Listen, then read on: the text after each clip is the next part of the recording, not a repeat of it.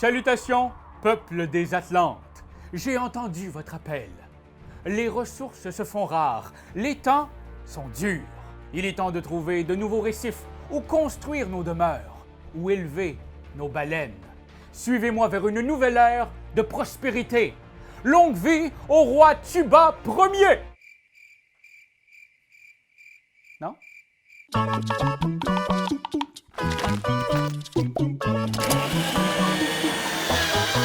Atlante est un jeu qui se joue de 1 à 4 joueurs en près de 60 minutes. Les joueurs incarnent des leaders aquatiques qui devront explorer, conquérir et acheter de nouveaux récifs pour leur peuple. À la fin de la partie, le joueur qui aura accumulé le plus de points de prestige sera nommé vainqueur. Ou comme on dit ici dans les terres des Atlantes,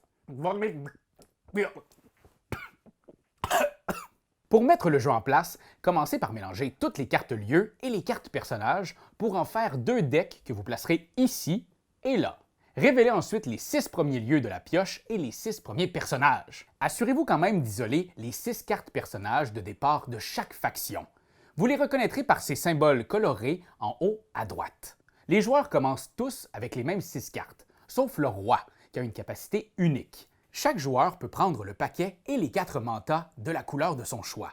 Les autres mantas mauves sont des mantas bonus que vous pourrez récupérer au cours de la partie. Les mantas, ce sont des raies légendaires qui vont vous aider à accomplir vos projets. Puis si ça vous dérange pas trop, je vais continuer d'appeler ça des mantas, parce que raies légendaires, je trouve que ça sonne moins bien. Chaque joueur place un plateau individuel devant lui. Placez vos 4 mantas juste à côté, avec le symbole de votre peuple face cachée et le symbole avec des chiffres puis des affaires vers le haut. Commencez aussi avec vos 6 cartes personnages de base en main. Le premier joueur est la dernière personne à s'être baigné dans la mer. Vous voilà prêt à plonger dans l'aventure. Lors de votre tour, vous pouvez faire une action principale et autant d'actions secondaires que vous le souhaitez. Les cartes vous procurent souvent des ressources, principalement l'or pour les achats et le pouvoir pour les conquêtes. Elles vont aussi vous permettre d'activer des capacités pour faire grossir votre empire. Voici un aperçu des différentes capacités. Certaines cartes vous permettent de recruter de nouveaux personnages. Payez le coût de la carte selon son emplacement et mettez-la dans votre main. Décalez les cartes vers la gauche pour combler le trou et ajouter une nouvelle carte dans l'espace vide. Vous pouvez aussi acheter un lieu. Choisissez un lieu de votre choix n'importe où sur le plateau du centre. Payez son coût en or comme indiqué dans le haut de la carte. Glissez-la ensuite dans une fente de votre plateau personnel. Introduisez-la jusqu'à la hauteur du premier cercle, ici à gauche, comme ceci. Cette partie est étonnamment satisfaisante. Après l'acquisition d'un lieu, ne révélez pas de nouvelles cartes pour la remplacer. Vous allez voir plus tard comment on regarnit cette rangée. Vous pouvez aussi conquérir un lieu. Procédez de la même façon que lors d'un achat, mais cette fois, vous devez payer le prix de pouvoir indiqué sur la carte. Vous prenez le contrôle à la pointe du trident.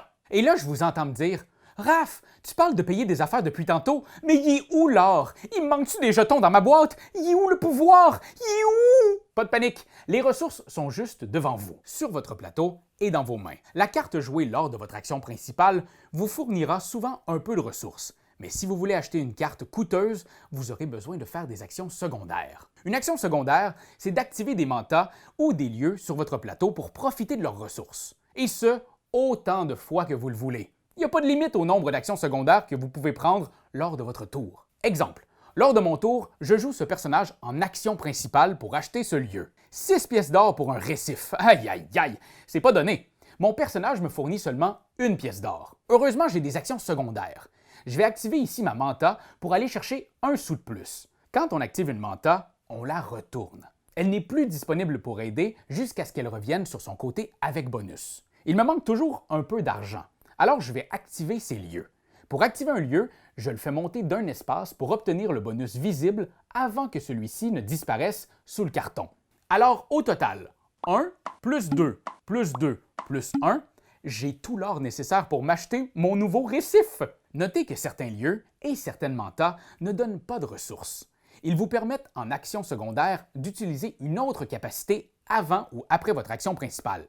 Par exemple, ici, je peux retourner cette manta pour élever un lieu. La capacité élever un lieu vous permet d'élever un lieu. Vous allez remarquer qu'il y a des petites bulles de vide sur certains récifs. Celles-ci ne procurent aucun bonus et la seule façon de les faire monter, c'est avec cette capacité. Quand vous l'utilisez, faites monter un autre lieu du nombre d'espaces indiqués près de la flèche de la capacité. Par exemple ici, 1. Vous ne recevez aucun bonus pour ça, mais vous améliorez en quelque sorte cette location. Ça va finir par être payant. Certains lieux complètement montés vous procureront une manta bonus qui s'ajoutera immédiatement à votre collection de raies. Petit détail, notez que si vous utilisez la capacité élever un lieu dans un de vos récifs, vous devez faire monter une carte différente que celle qui active cette capacité. Les effets de jeu avec un coffre vous permettent de marquer les points d'un lieu. Vous ne pouvez utiliser ce pouvoir que sur un lieu complètement monté. Tellement monté que s'il allait plus haut dans votre plateau, vous le perdriez complètement dans la craque. Une carte marquée est retirée et placée dans cet espace de votre plateau. Elle vous rapportera les points indiqués en bas à gauche de la carte en fin de partie. Les cartes non marquées ne valent rien à la fin, même si elles sont complètement montées. Zéro, nada, que dalle. La seule façon de les transformer en points, c'est par l'action « Marquer ».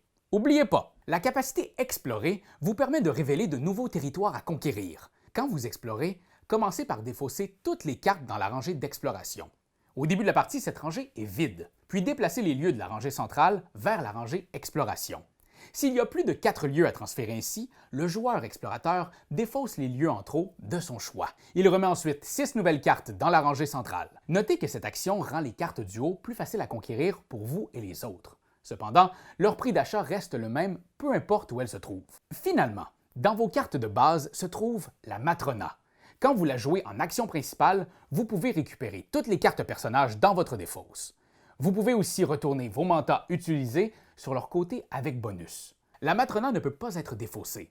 Vous devez la garder en main après son utilisation pour pouvoir récupérer vos alliés et vos raies légendaires. Gardez à l'œil aussi les objectifs ici, en haut du plateau central. Lors de votre tour, si vous remplissez un de ces objectifs, vous pouvez sacrifier une de vos précieuses mantas pour marquer ces points. Par exemple, j'ai investi beaucoup de temps dans le recrutement et j'ai maintenant 8 personnages en main sans compter ceux de la défausse.